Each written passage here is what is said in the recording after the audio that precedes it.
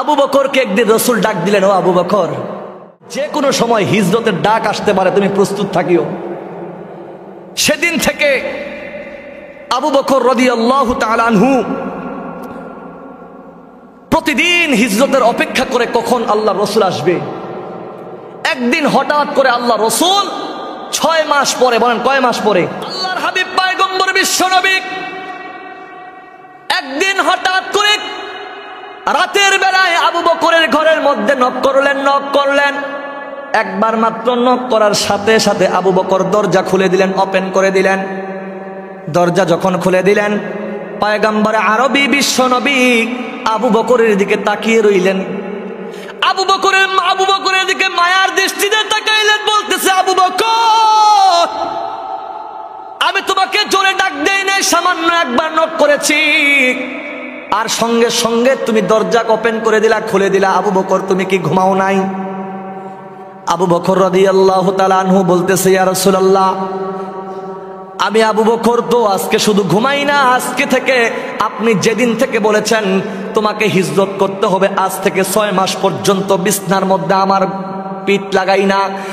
আজ থেকে 6 মাস পর্যন্ত বিছানার মধ্যে, বালিশের মধ্যে পিঠ এবং মাথা লাগাই না গো নবীজি। আল্লাহু আকবার। ও গো নবীজি, না জানি আপনি আমাকে ডাক দিবেন, যদি আমি সারা শব্দ না পেয়ে খুলে দিতে না পারি, দরজা খুলতে না পারি, হয়তো মুশরিকরা আপনাকে আঘাত করবে, এইটা আমি দেখে সহ্য করতে পারবো না। আগে পয়গম্বর, আপনি আরো অবাক হয়ে যাবেন। আমার ঘরের মধ্যে কোন বর্ণনার মধ্যে আসছে 7-8 বছর, 10-11 বছরের একটা সন্তান আছে। আমার সন্তানের নাম হলো আসমা বিনতে আবু বকর। নাম কি বলেন?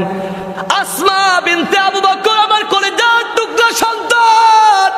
ওগো নবীজি, যেদিন থেকে আমি হিজরতের কথা বললাম, সেদিন থেকে আমার আসমা বিনতে আবু বকর, ছোট আসমা বিনতে আবু বকর রাতের বেলা ঘুমায় না।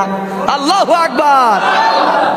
আবার আসমা বিনতে আবু বকর 6 মাস পর্যন্ত ছোট্ট বাচ্চাটাও চোখ নরম, দিলটা নরম করে দেন, চোখের পানি একটু ফেলেন, হয়তোবা এই চোখের পানি কাল কিয়ামতের দিন নাজাতের উসিলা হয়ে আল্লাহর কাছে দাঁড়িয়ে যাবে। সুবহানাল্লাহ। আসমা বিনতে আবু বকরের কথা বলতেছে, ওগো পয়গম্বর, ওগো নবী আমার আসমা বিনতে আবু বকর প্রতিদিন দেখা যায় হাতের মধ্যে কি নেয়, আটা নিয়ে রুটি বানাইতে শুরু করে, আমার রাসূল খাবে, আমার নবী খাবে। আল্লাহু আকবার। আবার আসমা বিনতে আবু বকর প্রতিদিন রুটি বানায় আমাদেরকে রাস্তার খাদ্য দেওয়ার জন্য। আমার আসমা কিন্তু প্রতিদিন ঘুমায় না। আজ থেকে 6 মাস পর্যন্ত আমার আসমা বিনতে আবু বকর বিছানায় পিঠ লাগায় না। আল্লাহর নবীকে ডাক দিয়ে বলে, নবী আরো অবাক হয়ে যাবেন। ওগো নবী, আমার ঘরের মধ্যে যেই গাধাটা আছে, ওই গাধাটাও কিন্তু আপনার হিজরতের কথা শোনার পর থেকে আজ থেকে 6 মাস পর্যন্ত কোনোদিন রাতের বেলা ঘুমায় না। কেমন ভাবে নবীকে মুহাব্বত করেছে। ও পাখি লাগার মুসলমান যুবক ভাইরা, তুমিও রাসূলকে মুহাব্বত করো। তোমার মুহাব্বত, নবীর মুহাব্বত আর্জেন্টিনার মেসির চাইতে বেশি না। আর্জেন্টিনার মেসিকে যেমন মুহাব্বত করো, তার চাইতে আমার নবীকে 1 গুণ মুহাব্বত করলে জান্নাত পাওয়া যাইতা। দেখা যায় মেসিকে মুহাব্বত করে মেসির জামা তোমার গায়ের মধ্যে লাগাও। তুমি মেসিকে মুহাব্বত করে মেসির স্টাইলে চুল কাট দাও কি দাও না? তুমি নেইমারকে মুহাব্বত করো, নেইমারকে যতটুকু মুহাব্বত করো, আমার রাসূলকে যদি তার 10 ভাগের 1 ভাগ মুহাব্বত করতা, জান্নাতের মেহমান হয়ে যাইতা। হাদিসের মধ্যে আসছে, আল্লাহর পয়গম্বর, বুখারীর বর্ণনা, তিরমিজির বর্ণনা, আল্লাহর রাসূল বলে, ও আমার সাহাবীরা, শোনো রে,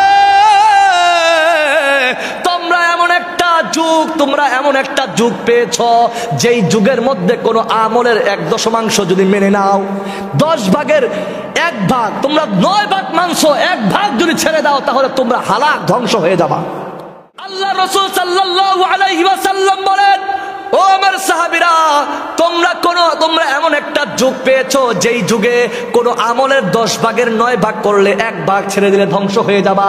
আর আমার পরবর্তী এমন উম্মত আগমন করবে, তারা যদি কোনো বড় আমলের 10 ভাগের 1 ভাগ আদায় করে তারা জান্নাত পেয়ে যাবে, হেদায়েত পেয়ে যাবে। সুবহানাল্লাহ। তাহলে বলতেছি, তুমি মেসিকে যত মুহাব্বত করো, তুমি আইডল আইকন তুমি মনে করো, সাইয়্যিদ মনে করো, ও পখিলাগার যুবক ভাইরা, আমার কলিজার টুকরা হৃদয়ের স্পন্দন ভাইরা, ও আমার বন্ধুরা, একটু মনোযোগ দাও।